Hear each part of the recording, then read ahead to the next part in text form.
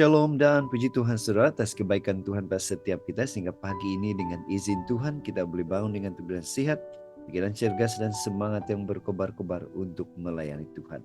Untuk memulai renungan kita, mari kita berdoa. Bapa Syurgawi, terima kasih atas kebaikan-Mu karena bersama dengan kami sementara kami mendengar dan mempelajari firman Tuhan. Dalam nama Yesus kami berdoa. Amin. Saudara dan saudari yang dikasih dalam Kristus, tajuk renungan kita pagi ini ialah izinkan Tuhan berkarya dalam hidup kita. Bagaimana? Firman Tuhan dalam Lukas 1 ayat 46 dan 48. Lalu kata Maria, jiwaku memuliakan Tuhan, sebab ia telah memperhatikan kerendahan hambanya. Sesungguhnya mulai dari sekarang, segala keturunan akan menyebut aku berbahagia. Saudara, bacaan kita hari ini kita boleh baca di dalam buku Lukas, Injil Lukas pasal 1 dari ayat 46 hingga 56. Ini merupakan pujian Maria atas kebaikan dan kemurahan Tuhan. Dia menjadi ibu di mana Yesus Kristus lahir. Saudara, mari kita perhatikan bacaan kita hari ini. Maria, wanita atau perempuan biasa dan sederhana, mendapat karunia atau rahmat unik dan istimewa. Yakni apa? Menjadi ibu Yesus di dunia ini. Mengejutkan, bukan? Namun indah. Ya, bukan tiada masalah yang serius dan mengancam.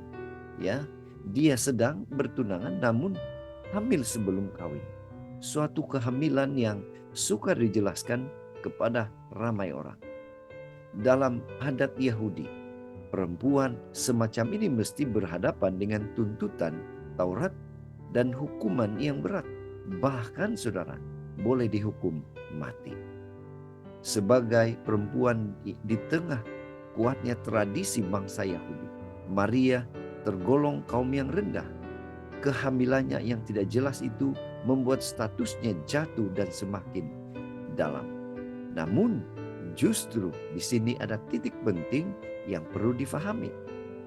Maria memahami maksud Tuhan yang menjadikan dirinya rakan kongsi karya kebesaran Tuhan.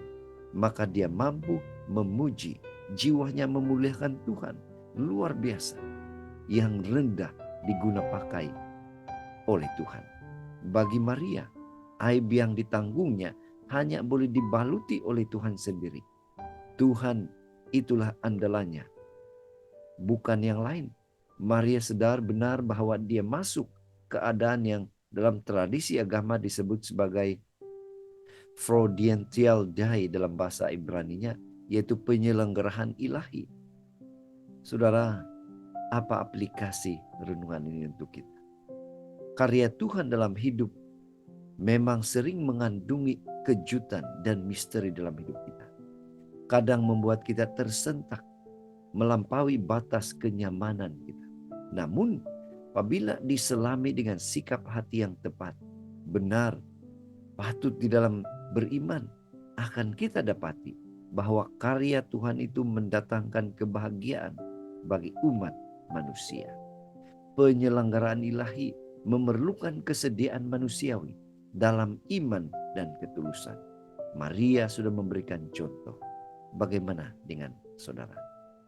Itu sebabnya pada pagi ini mari kita ingatkan diri kita bahwa status kita yang rendah bukan halangan karya besar Tuhan terjadi dalam hidup kita. Inilah doa dan harapan kita saudara. Mari kita bersyukur, mari kita berterima kasih pada Tuhan.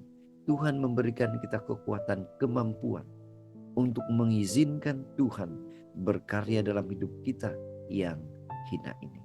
Mari saudara, kita tetap setia, tetap semangat, tetap positif, tetap sehat bersama dengan Tuhan sampai Maranatha. Tuhan memberkati kita. Mari kita berdoa. Bapa Syurgawi, terima kasih karena sekali lagi kami diingatkan Tuhan boleh bekerja, berkarya dalam hidup yang hina ini. Bila mana kami mengizinkan, bila mana kami menyerahkan seluruh hidup kami di bawah pimpinan Tuhan. Dalam nama Yesus kami berdoa. Amin.